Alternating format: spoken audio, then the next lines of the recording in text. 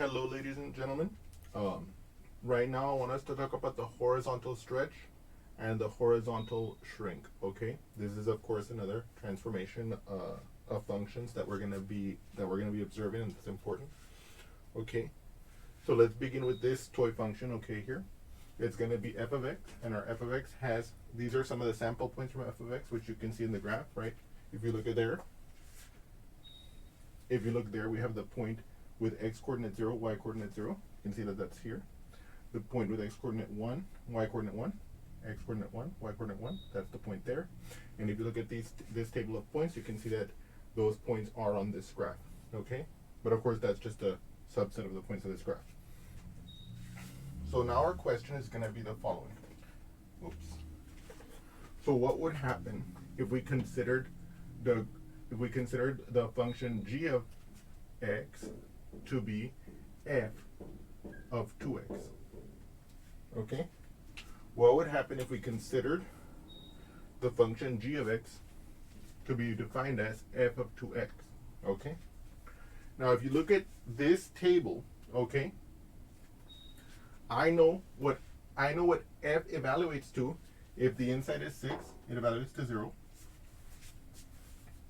Right? I know what f evaluates to if 2x equals 5. What is that? 1. And so on going backwards. I can make a table for g. So let's do that together. Okay? Okay. So for example, so let me see here. Oh yes. So again, going back to what I was saying right now, I know what let me start at the top. I know what f evaluates to if 2x is equal to 0, right? So if 2x equals 0, right, then g, well, I'll get to that in a moment. Then we know that f of 2x will be f of 0, right? Because if 2x equals 0, I can just replace the 2x with 0. And I know that f of 0 would be the associated y coordinate, which is 0, right? But now here's the question. For what x is 2x equals 0? In other words, because notice, we want to find out what the x coordinate is going to be for the g, okay? So if 2x is equal to 0, this is an algebraic equation. It's a linear one. So in this case, it's very simple. I just divide both sides by 2, and I get x equals to 0, because 0 divided by 2 will be still 0, right? So, I have made my first point in my table of the values of g. Okay, I'm going to put that here just temporarily. So I know that if x is 0, okay, I know that my 2x will be 0 also. And I know that g of 0, right, will equal to f of 2 times 0. What's 2 times 0? That's just 0, right? And what is f of 0? It's 0, as we saw above, okay? So we know that our g of 0 is 0. Oh my god, this is supposed to be my x, and this is supposed to be my g evaluated x. Sorry about that. I must be off today, okay? Or at least my brain is off, and that means that the brain is going to have a punishment, to make up for this lost time. Nah, I'm just kidding. Now I can do the same kind of argument here. If somehow 2x were equal to 1, right? Then, right, of course, the f of 2x would equal to f of 1. And I know that at x equals 1, f takes on the value 1, right? And so the question then becomes, for what x is 2x equals 1? Well, here you can see, again, I'm going to divide by 2. But here it's not 0, of course. Here it's going to be, in fact, this implies that x is going to be 1/2, okay? So what have we seen in this line? That if x is 1/2, 2x will be 1, f of 1 will be 0. F of 1 will be 1. So in other words, g of 1/2, okay, g of 1/2 is going to be f of 2 times 1/2, which of course is going to be f of 1, and we know that f of 1 is 1. Okay, so here 1/2 1. Okay. Now, we can continue down this table. Okay. You can see that f of it. I know what f evaluates to if the inside is 2, right? So I'm going to set that to be the case. If the inside, if the 2x is equal to 2, then the f of 2x will equal to the f of 2, which will equal to, from our table here, if x is 2, f is 0. Okay?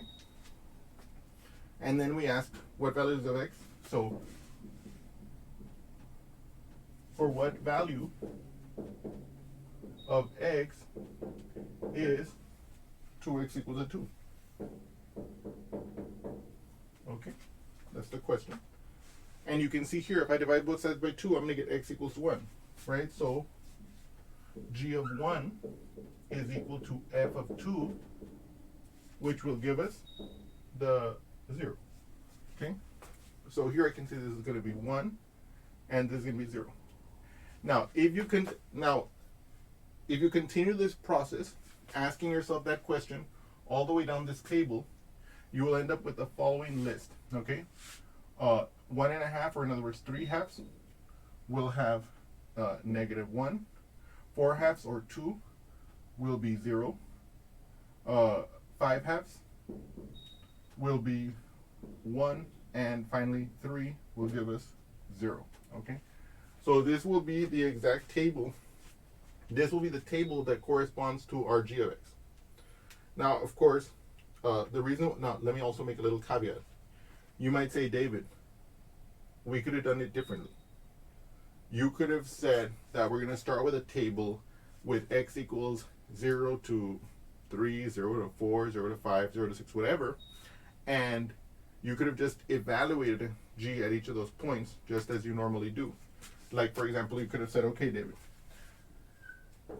let's say we were going to do this table instead, okay? And let me erase this for us so I can show you what's going to happen if we do it this way. By the way, what I'm saying is not that this approach would be wrong or that it would be bad or anything like that. What I'm about to show you is the benefit of having done it the way I did it, okay? But again, the way I did it was not necessarily more right than this technique. So let's say here, if I do just 0, 1, 2, 3, 4, 5, 6, etc., right? I can start evaluating the function at these points. G of x equals, well, let's say g of 0, okay? I want to evaluate g of 0, okay? What is that? That's f of 2 times 0. That's f of 0. Aha, that's in my table. What is f evaluated at 0? It's 0. Okay, we're in business. What is g of 1? Okay, g of 1 is f of 2 times 1. What is f of 2 times 1? That's f of 2. What is f of 2? Aha, that's also 0. Okay, that's great. What is g of 2? F of, if I'm evaluating g of 2, that will be f of 2 times 2. Right? What is that? That's f of 4, which is 0. And so I would have here 0 again. And then if you do the next one, you're also going to get 0. Okay? Does that mean, so what does that, so what's the problem here? Is there anything incorrect about what I did in these calculations? No. But the problem here is that by just making the table like this, I missed a lot of the important landmarks of this toy function. Of course, I designed this toy function to have simple landmarks and a simple shape so that we could see what was happening for our purposes, okay?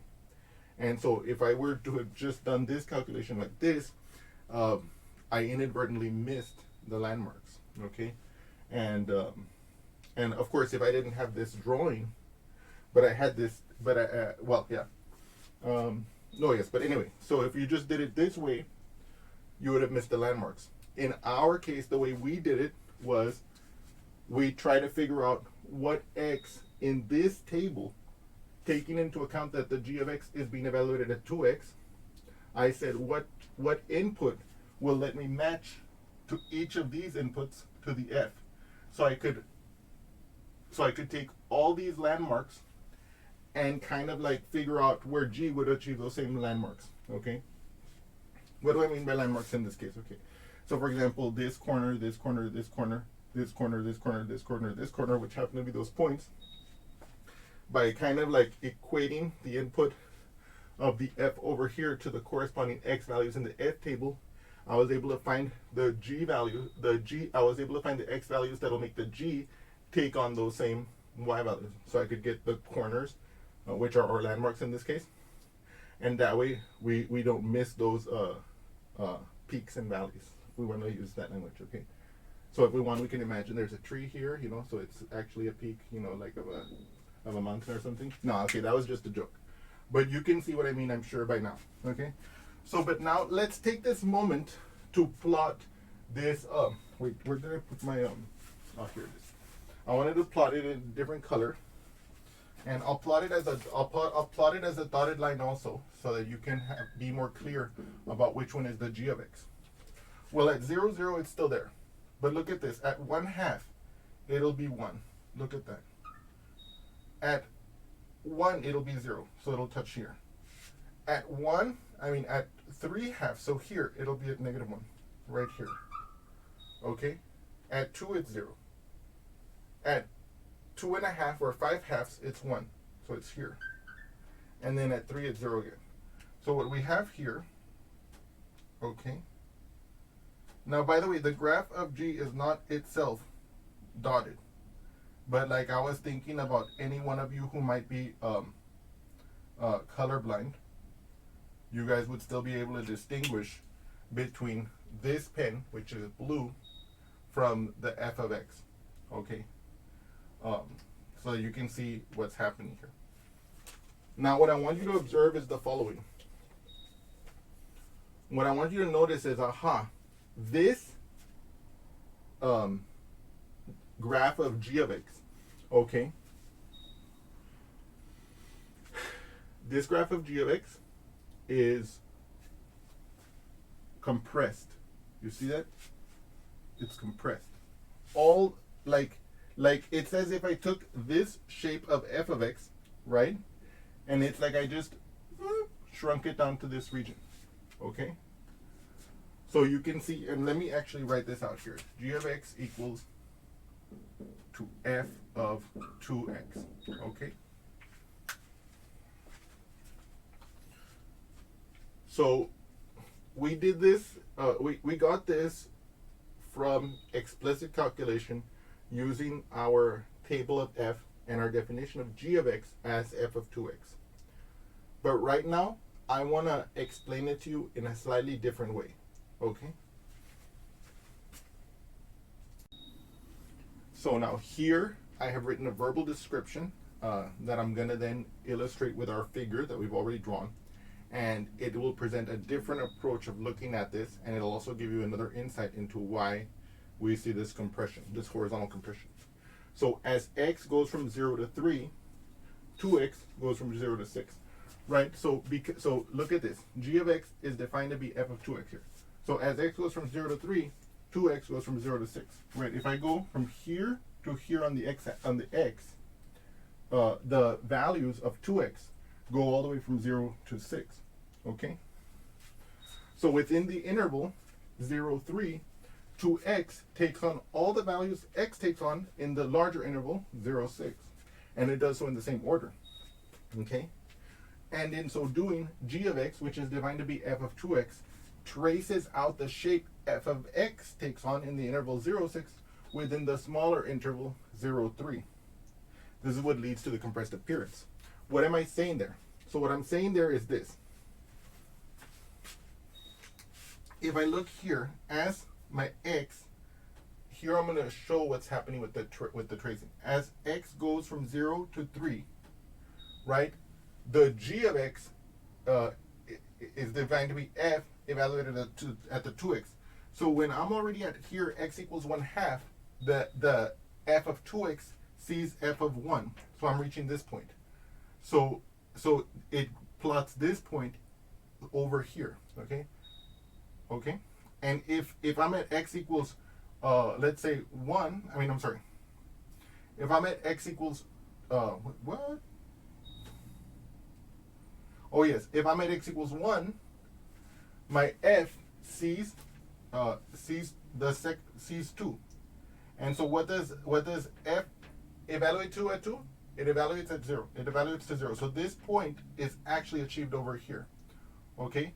So in other words, if you were to program a machine like a robot that traced out this shape, right? It's as if this robot sees the shapes earlier. You see?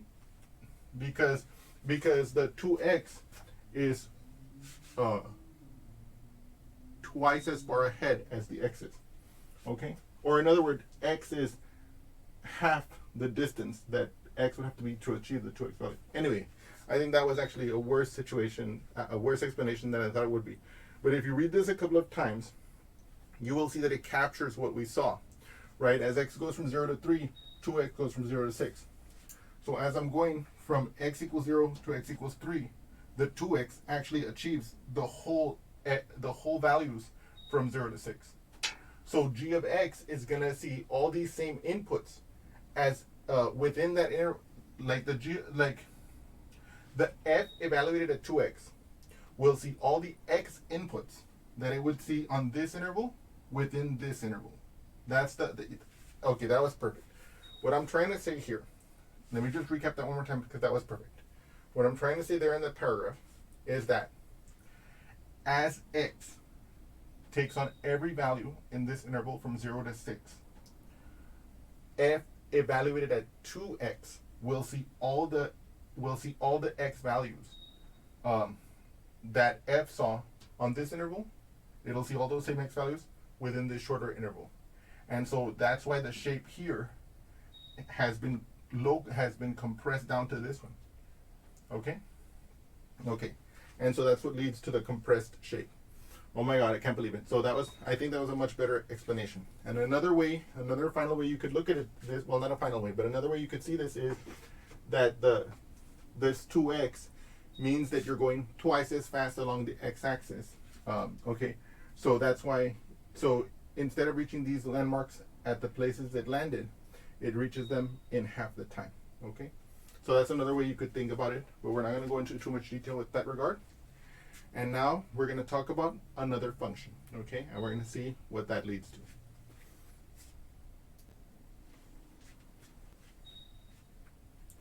So we already saw that when we had g of x equals to f of 2x, we saw what appeared to be a horizontal compression, okay? And we later saw that made sense because as we traced out the values that x takes on from 0 to 6, we saw that we could get those same x values as 2x traced out x from 0 to 3, right? 2x took on all the values from 0 to 6. 2x took on all the values from 0 to 6 within the smaller interval of x equals 0 to 3, okay? So now, from that kind of experience, we can kind of imagine that this might be a horizontal stretch, okay? Okay. We don't know that yet, okay? Now, if we were like to think that was true, we might have the idea, let's see what happens if instead of doing these x values, I do 0, 2, 4, 6, 8, 10, 12, and then see if the h evaluates in that way. And in fact, that's what we're going to do. But it'll make our lives a lot easier, okay? But before I do that, I want to walk you through a couple of points, the way we would do them if we were going to try to do what we did with the g of x, and that is what we had originally done with the g of x, which is to try to figure out what value of x would make this represent an x value from our table, okay? Okay. Excuse me, I'm sorry about that.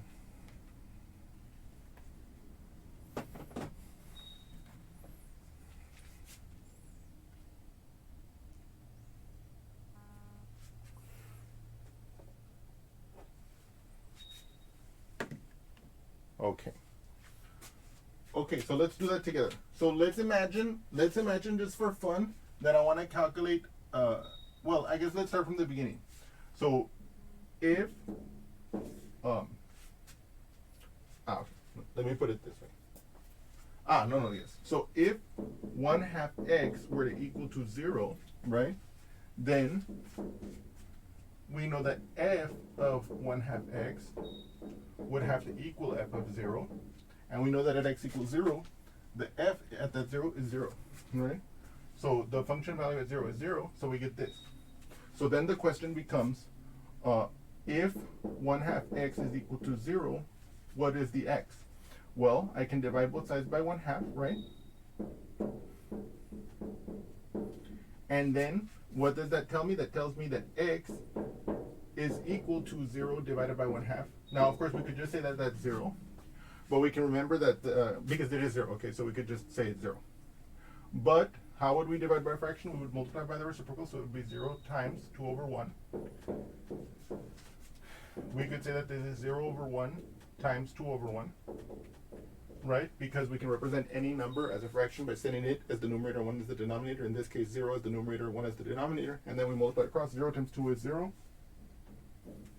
1 times 1 is 1. 0 over 1, that's just 0, of course, right? So what is the point of this? Well, we needed to find out what the x is, because that's going to be the input for our h of x, okay? So we know now that h of 0 is equal to f of 1/2 times 0. What is 1/2 times 0? That's f of 0, of course. That was by design, right? We had to first ask, if 1/2 x is 0, right? If 1/2 x were 0. So that was by design that it was going to give us 0. And of course, we knew from our table over here that f evaluated at 0 is 0. Right? So we can start making our h table. Okay? We're going to make that one here. We know that at x equals 0, our h will give us 0.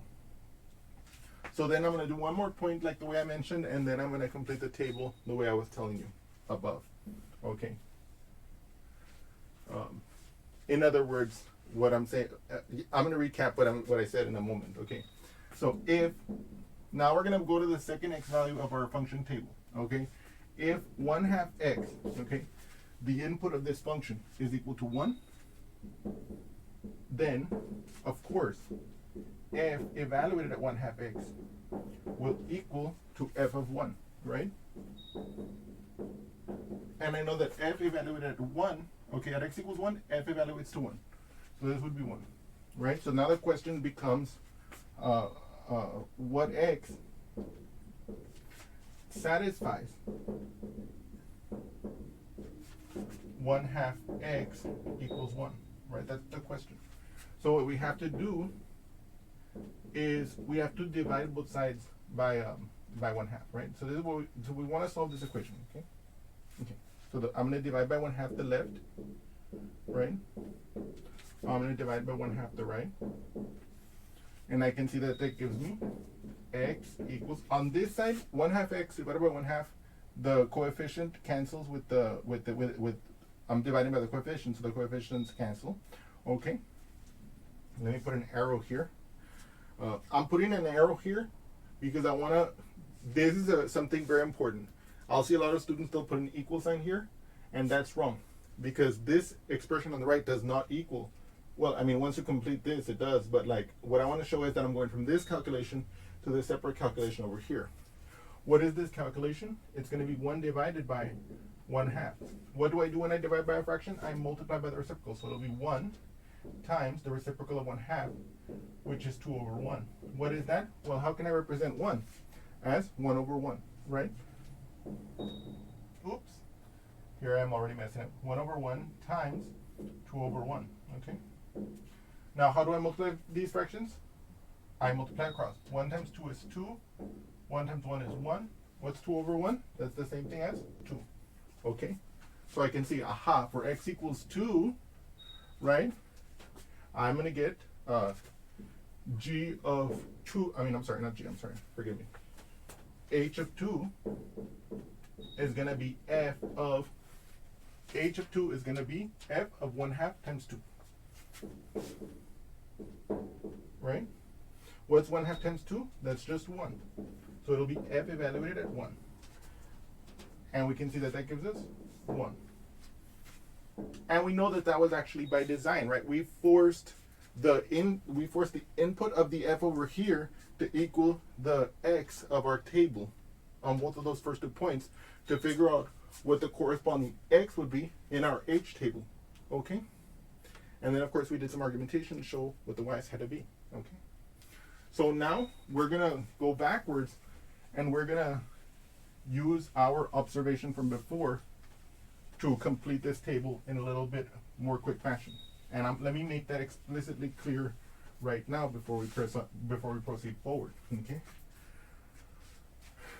So the observation, okay, so let me recap what we're about to do. Our observation was that when we did the g of x equals to f of 2x, we saw from our calculations and from our argumentation that that was a horizontal compression. So we suspect that in this case, where h of x is equal to f of 1/2 x, that might be a horizontal stretch, in this case by 2, right? In the previous case, it was a horizontal compression by 2, right? Where the input to the f was 2x. Now the input to the f is 1/2 x, so we were thinking a stretch. So we were thinking, aha, how would that affect our table? Well, if I'm gonna stretch this figure twice, then the x's will all have to be twice, okay? And of course, now that we know that the horizontal compression is like something like this, let's say in this case, f of 2x, we could know in the future, of course, that the table, to get the same x's, we just divide all the table by 2, and you'll see that that's actually how we could have also gotten this table, okay? But anyway, we live and we live and we learn, okay? But so I want you to notice that that's what we're actually doing here. We're exploiting the fact that we know what this transformation is going to do to the function to figure out what ideal points for the x are going to be, okay? So anyway, 2 times 2, so 1 times 2 is 2, 2 times 2 is 4, 3 times 2 is 6, 4 times 2 is 8, 5 times 2 is 10, 6 times 2 is 12, okay? And now we can evaluate our function h, okay? Now, you might suspect, okay, and I'm going to show you that we're correct, that I can just copy over these y values, okay? So it'll be 0, -1, 0, 1, and 0. Now, strictly speaking, you can't do that yet because we don't know it for sure. But I'm going to show you, I'm going to verify to you that in at least here, that's true, okay? So let's do it together. We already calculated these two using our previous technique. Now what about this one? What is h of 4? H of 4 is going to be equal to f of 1/2 of 4, oops, which is going to be, what's 1/2 times 4? That's 2, right? So it's going to be f of 2. I look at my table, at x equals 2, my f is 0. Okay, like that. What is h of 6? Okay, my h of 6 is f of 1/2 times 6. What's 1/2 times 6? That's 3. So this will be f of 3. What is f of 3? -1. Is that what I have here? Yes. What is h of 8? H of 8 is equal to f of 1/2 times 8. What's 1/2 times 8? That's 4, right? So that's going to be f evaluated at 4. You can see that that is 0, okay? You can now imagine, h of 10, what is that going to be? That's going to be f of 1/2 times 10, which is, what's 1/2 of 10? That's 5, so this will be f of 5. What is f evaluated at 5? It's +1, okay? Like that. And finally, of course, you can see that h of 12 is going to be f of 1/2 times 12,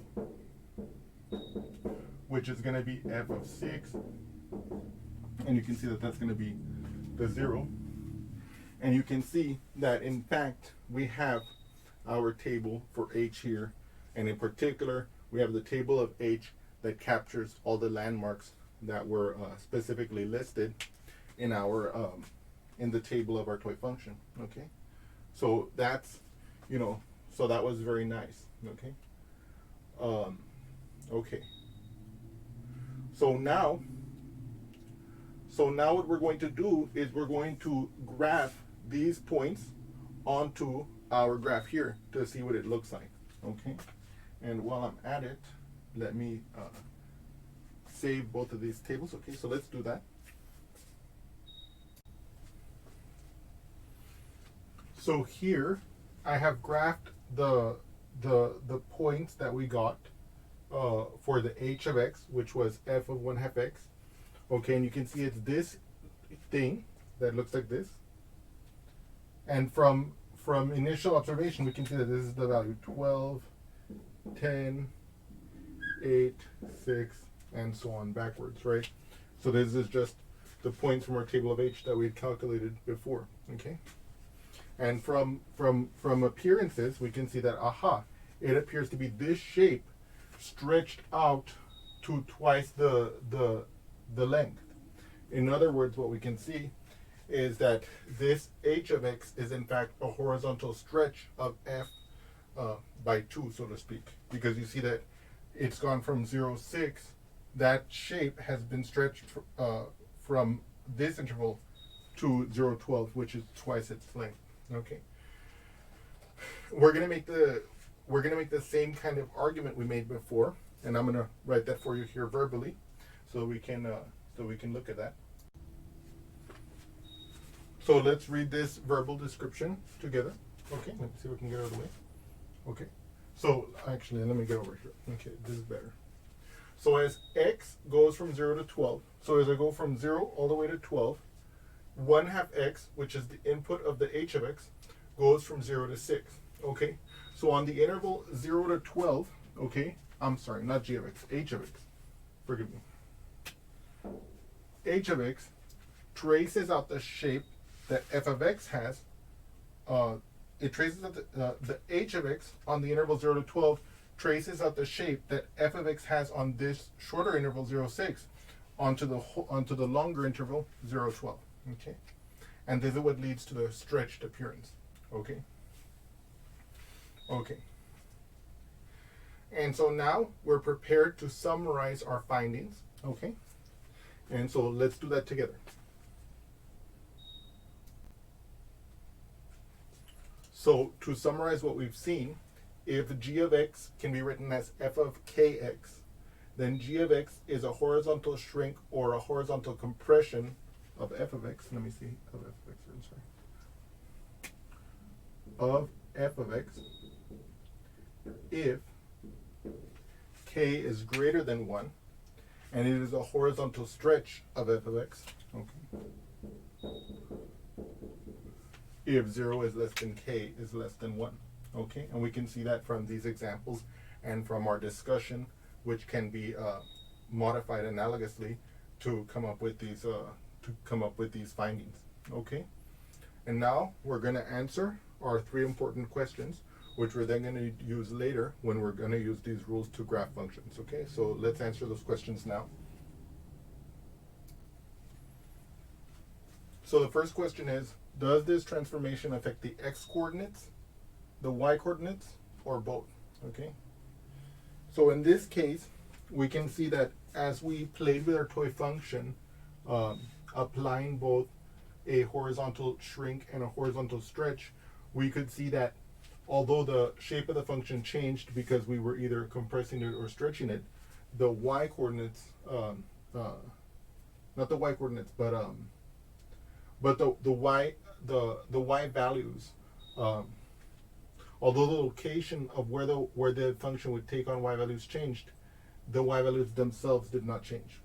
So for example, the g of x, defined as f of 2x, achieved the value 1. It didn't achieve like 1.5 or 0.5 or anything like that. Right, now where it achieved it, of course, changed, because that's what leads to the compressed or stretched appearance, depending on whether it's a shrink or a stretch. But the extent of the y values didn't change. So the horizontal transformation affects the x coordinate, and it does not affect the y coordinates. Okay.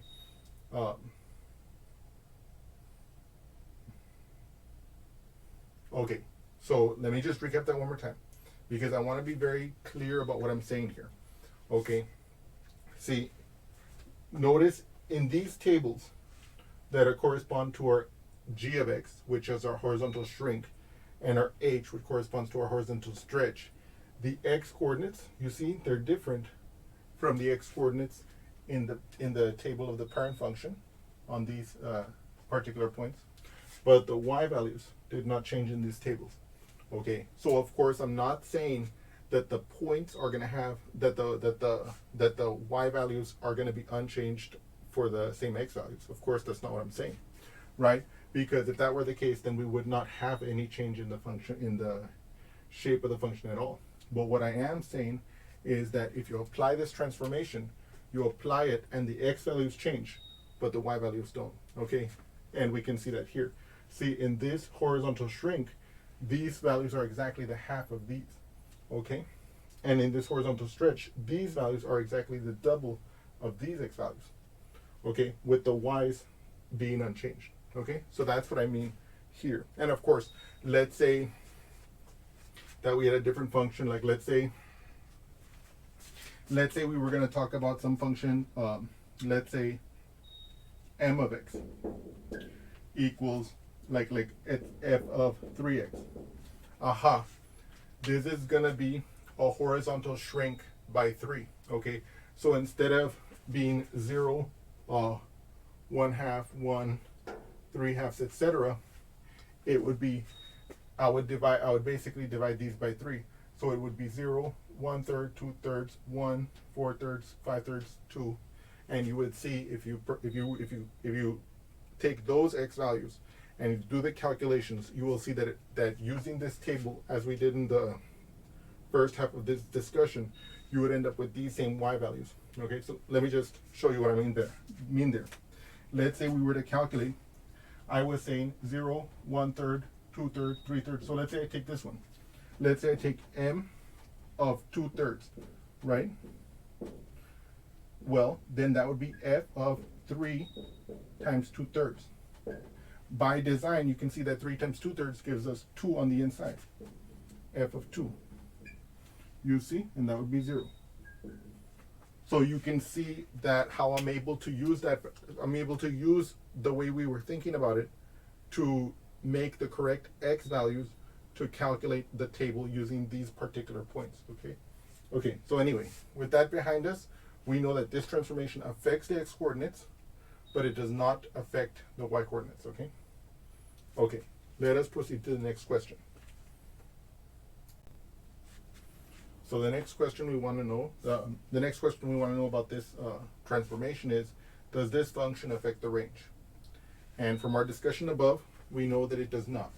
You can see that both of these transformations of the original function f have not changed the fact that the y values of f of x, in other words, the y values of the f of x, in this case, our toy function has a range from -1 to 1.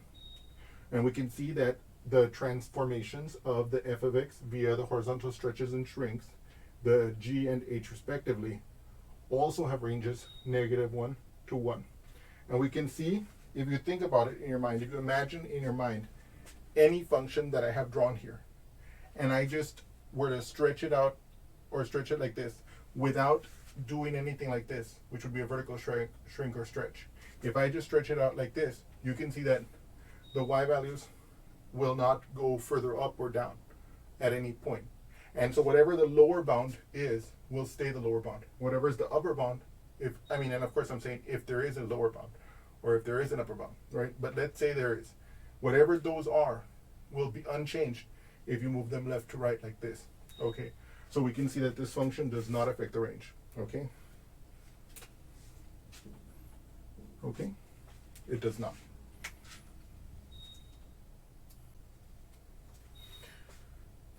Now, of course, we ask the third question. Does this function affect the domain? Yes, of course it does, right? You can see that very clearly, right? We can see that if this was our toy function f of x had a domain basically of 0 to 6 inclusive, where we include the endpoints, right? You can see that the domain of the g of x is from 0 to 3 inclusive, and the domain of the h of x is from 0 to 12 inclusive. So you can see that this function does affect the domain. Now, I do want to make a little caveat here. if the function's domain was from negative infinity to infinity, let's say you take f of x equals to x squared. Well, if you perform a horizontal stretch or shrink on that function, it will change its visual. The transformed function will look differently from the parent function, being a different function, of course, but also being horizontally stretched or shrunk, respectively, depending on which one it was. But because the domain was from negative infinity to infinity, then the transformed function would still have domain negative infinity to infinity. But in a case with a finite domain, like for example this one, or maybe it's bounded on one side, then you have to take into consideration how the horizontal stretch or shrink will affect the domain. Okay, and you can see that in this case it will affect the domain, so you have to watch out for that. And on a case-by-case basis, you can figure out what effect that is, so you can find out what the domain is of the transformed function. In any case, I hope you've enjoyed this explanation, and I look forward to seeing you again. Thank you so much.